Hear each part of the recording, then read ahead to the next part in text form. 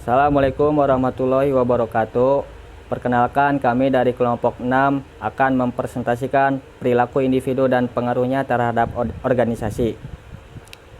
Di sini saya membawahi ada Abdurrahman, yang kedua ada Andri Muhammad Abdullah, yang ketiga ada Diki Saputra, yang keempat ada Fauzan Johara, dan yang kelima ada Sultan.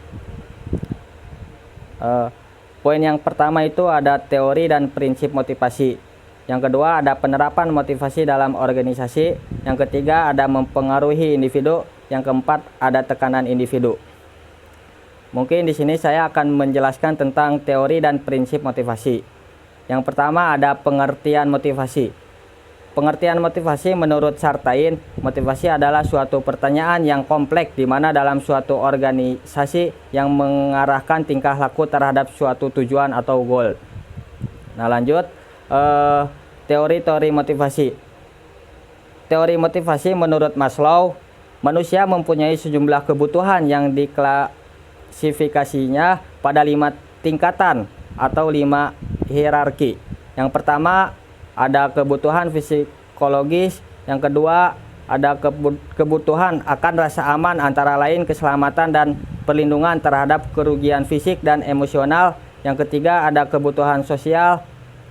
Yang keempat ada kebutuhan penghargaan, dan yang kelima ada kebutuhan aktualisasi diri.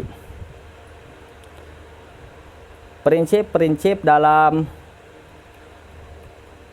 motivasi kerja. Yang pertama ada prinsip partisipasi. Dalam upaya motivasi kerja, pegawai perlu diberikan kesempatan ikut berpartisipasi dalam menentukan tujuan yang akan dicapai oleh pemimpin. Yang kedua, ada prinsip komunikasi. Pemimpin mengkomunikasikan segala sesuatu yang berhubungan dengan pencapaian tugas dengan informasi yang jelas. Pegawai akan lebih mudah dimotivasi kerja. Yang ketiga, ada prinsip mengakui adil bawahan. Pemimpin yang mengakui bahwa bawahan pegawai mempunyai andil di dalam usaha pencapaian tujuan. Dengan pengakuan tersebut, pegawai akan lebih mudah dimotivasi kerjanya. Dan yang keempat ada prinsip pendelegasian wewenang.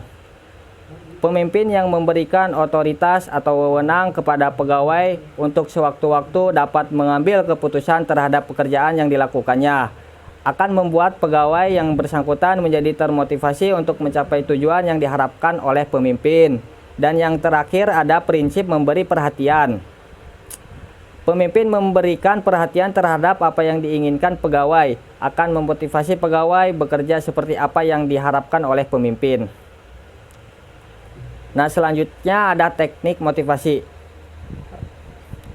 Teknik motivasi pendekatan kerja. Yang pertama ada pendekatan kerja tradisional. Yang pertama, A. Orang itu tidak suka bekerja, malas dan sedapat mungkin menghindarinya. Yang B. Orang itu jujur. Orang itu tidak jujur, tidak mau bertanggung jawab. Yang kedua ada pendekatan human relation. Yang A.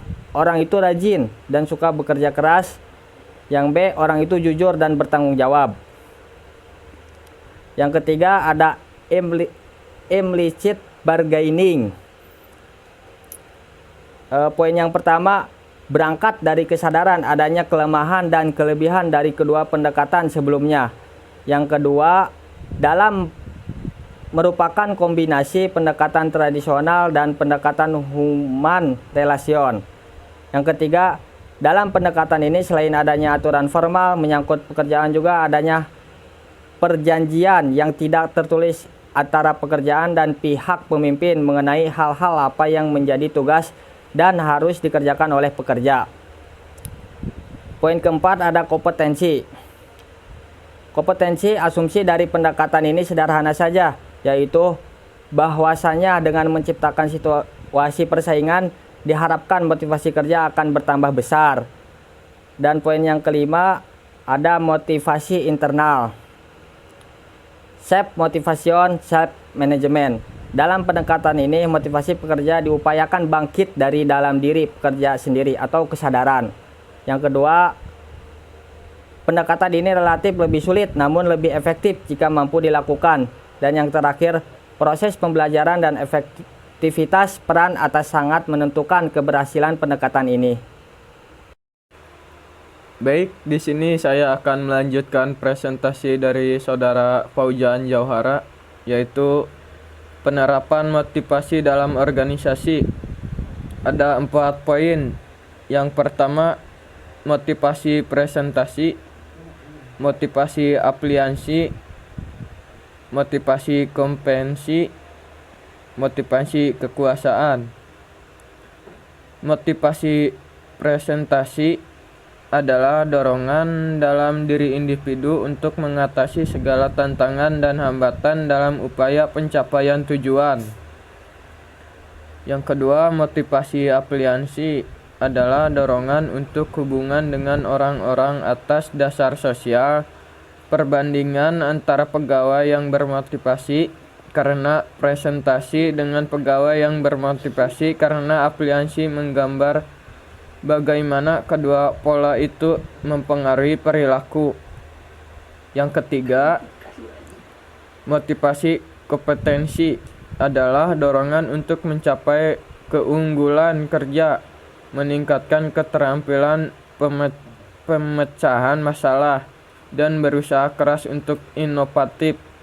Yang keempat, motivasi kekuasaan adalah dorongan untuk mempengaruhi orang-orang, mengubah situasi, dan cenderung bertingkah laku otoriter. Beberapa faktor pendukung motivasi interaksi organisasi diantaranya adalah tanggung jawab. Tanggung jawab adalah kewajiban seseorang untuk melaksanakan fungsi yang ditugaskan dengan sebaik-baiknya sesuai dengan pengarahan yang diterima atau tingkatan sejauh mana anggota organisasi bertanggung jawab terhadap pekerjaan yang dibebankan. Yang B, pengakuan dan penghargaan. Kebutuhan akan pengakuan berkaitan dengan keinginan manusia untuk dihormati dan dihargai orang lain sesuai dengan kemampuan yang dimiliki. Yang C, gaji dan upah. Seorang karyawan dalam suatu organisasi atau perusahaan akan bekerja dengan baik dapat dilihat dari tingkat gaji atau upah, pemberian tujuan, kompensasi, dan sebagainya. Yang D, kebutuhan untuk realisasi diri. Kebutuhan ini merupakan kebutuhan untuk tumbuh dan berkembang sehingga membutuhkan penyaluran kemampuan dan potensi diri dalam bentuk nyata. Artinya, tiap orang ingin tumbuh membangun pribadi yang mencapai hasil. Yang E, kebutuhan akan keamanan. Apabila kebutuhan fisiologikal cukup dipenuhi, maka kebutuhan pada tingkat berikut yang lebih tinggi yakni kebutuhan akan keamanan mulai mendominasi kebutuhan manusia. Dan yang F, percaya diri. Kepercayaan diri merupakan suatu keyakinan yang dimiliki seseorang bahwa dirinya mampu diberi lakukan seperti yang dibutuhkan untuk memperoleh hasil seperti yang diharapkan. Baik, di sini saya akan melanjutkan presentasi dari Diki Saputra mengenai yang mempengaruhi individu. Ada 8 poin. 1. Ciri-ciri biologis. 2. Kepribadian. 3. Kemampuan. 4. Pembelajaran atau belajar. 5. Sikap. 6. Persepsi. 7. Kepuasan kerja. 8. Stres. Yang mempengaruhi individu. Perilaku individu dalam organisasi merupakan bentuk interaksi antara karakteristik individu dengan karakteristik organisasi. Perilaku setiap individu dalam organisasi pasti beragam atau berbeda-beda, karena individu satu pasti berbeda dengan individu lainnya.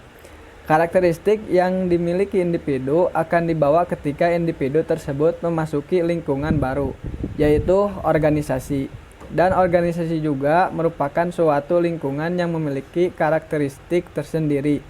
Jadi, terkadang terjadi disconnect antara karakteristik individu dengan karakteristik organisasi. Faktor yang mempengaruhi hal itu adalah 1. Ciri-ciri biologis mencakup umur berpengaruh terhadap bagaimana perilaku individu, termasuk bagaimana kemampuannya untuk bekerja dan merespons stimulus yang diberikan individu lainnya. Jenis kelamin, wanita lebih penuh terhadap aturan dan otoritas, sedangkan pria lebih agresif sehingga lebih besar mencapai kesuksesan walaupun perbedaan itu terbukti sangat kecil. 2. Kepribadian. Kepribadian sebagai cara dengan mana individu bereaksi dan berinteraksi dengan orang lain. Bentuk-bentuk kepribadian pada akhirnya mempengaruhi perilaku organisasi. 3. Kemampuan. Yang dimaksud dengan kemampuan adalah kapasitas seseorang untuk melaksanakan beberapa kegiatan dalam satu pekerjaan.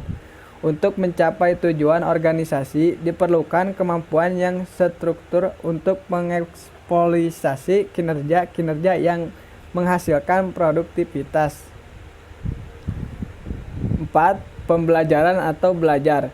Belajar adalah proses perubahan yang relatif konstan dalam tingkah laku yang terjadi karena adanya pengalaman atau latihan. Belajar tidak hanya mengubah sikap dan pikiran, tetapi yang lebih penting lagi, belajar harus mengubah perilaku subjek. 5. Sikap. Sikap merupakan faktor yang harus dipahami agar dapat memahami individu lain. Dengan saling memahami sikap individu, maka organisasi dapat berjalan dengan baik. 6. Persepsi merupakan suatu proses memperhatikan dan menyeleksi, mengorganisasikan, dan menafsirkan stimulus lingkungan. 7. Kepuasan kerja. Kepuasan kerja mempengaruhi produktivitas atau kinerja karyawan. Semakin puas individu tersebut dalam bekerja, maka akan betah berada dalam organisasi. Dan bila individu tidak puas, maka akan mempengaruhi kinerjanya, seperti berhenti kerja atau seluruh terlambat datang. 8. Stres. Stres dapat mengakibatkan tidak sinkronnya mental dan fisik individu yang bisa menyebabkan menjadi tidak produktif individu tersebut dalam organisasi. Itu adalah faktor yang mempengaruhi perilaku individu dalam organisasi. Selanjutnya saya akan melanjutkan presentasi dari saudara Andri, yaitu tekanan individu. Di tekanan individu ada 3 faktor, yaitu faktor lingkungan, faktor organisasi, dan faktor pribadi. Penjelasan tentang tekanan individu. Stres adalah gangguan mental yang dihadapi seseorang akibat adanya tekanan. Tekanan ini muncul dari kegagalan individu dalam memenuhi kebutuhan atau keinginannya. Tekanan ini bisa berasal dari dalam diri atau dari luar. Stres tidak selalu buruk, walaupun biasanya dibahas dalam konteks negatif. Karena stres memiliki nilai positif ketika menjadi peluang saat menawarkan potensi hasil. Sebagai contoh, banyak profesional memandang tekanan berupa beban kerja yang berat dan tenggat waktu yang mepet sebagai tantangan positif yang menaikkan mutu pekerjaan mereka dan kepuasan yang mereka dapatkan dari pekerjaan mereka. Stres bisa positif dan bisa negatif. Para peneliti berpendapat bahwa stres tantangan atau stres yang menyertai tantangan di lingkungan kerja beroperasi sangat berbeda dari stres hambatan atau stres yang menghalangi dalam mencapai tujuan. Meskipun riset mengenai stres tantangan dan stres hambatan baru tahap permulaan, bukti awal menunjukkan bahwa stres tantangan memiliki banyak implikasi yang lebih sedikit negatifnya dibanding stres hambatan. Beberapa ahli mendefinisikan stres sebagai respon non spesifik dari tubuh di setiap tuntutan. Suatu kondisi yang menekan keadaan psikis seseorang dalam mencapai sesuatu kesempatan, di mana untuk mencapai kesempatan tersebut terdapat batasan atau penghalang.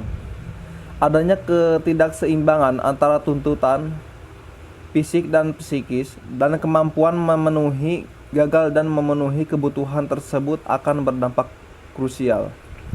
Stres merupakan tanggapan seseorang baik secara fisik maupun secara mental terhadap suatu perubahan di lingkungannya yang dirasakan mengganggu dan mengakibatkan dirinya terancam. Yang pertama, faktor lingkungan. Selain memengaruhi desain struktur sebuah organisasi, ketidakpastian lingkungan juga memengaruhi tingkat stres para karyawan dan organisasi. Perubahan dalam siklus bisnis menciptakan ketidakpastian ekonomi. Misalnya ketika kelangsungan pekerjaan terancam, maka seseorang mulai khawatir ekonomi akan memburuk. Yang kedua, faktor organisasi. Banyak faktor di dalam organisasi yang dapat menyebabkan stres. Tekanan untuk menghindari kesalahan atau menyelesaikan tugas dalam waktu yang mepet. Beban kerja yang berlebihan, atasan yang selalu menuntut dan tidak peka, dan rekan kerja yang tidak menyenangkan adalah beberapa di antaranya. Hal ini dapat mengelompokkan faktor-faktor ini menjadi tuntutan, tugas, peran, dan antar pribadi. Stres kerja yang dialami seseorang dipengaruhi oleh faktor penyebab stres baik yang berasal dari dalam pekerjaan maupun dari luar pekerjaan. Tuntutan tugas adalah faktor yang terkait dengan pekerjaan seseorang. Menuntut faktor emosional bisa menjadi sumber stres. Tuntutan peran berkaitan dengan tekanan yang diberikan kepada seseorang sebagai fungsi dari peran tertentu yang dimainkan dalam organisasi. Tuntutan antar pribadi adalah ketekanan yang diciptakan oleh karyawan. Yang ketiga, faktor pribadi. Faktor-faktor pribadi terdiri atas masalah keluarga, masalah ekonomi pribadi, serta kepribadian dan karakter yang melekat dalam diri seseorang. Survei nasional secara konsisten menunjukkan bahwa orang sangat mementingkan hubungan keluarga dan pribadi berbagai kesulitan dalam kehidupan perkawinan.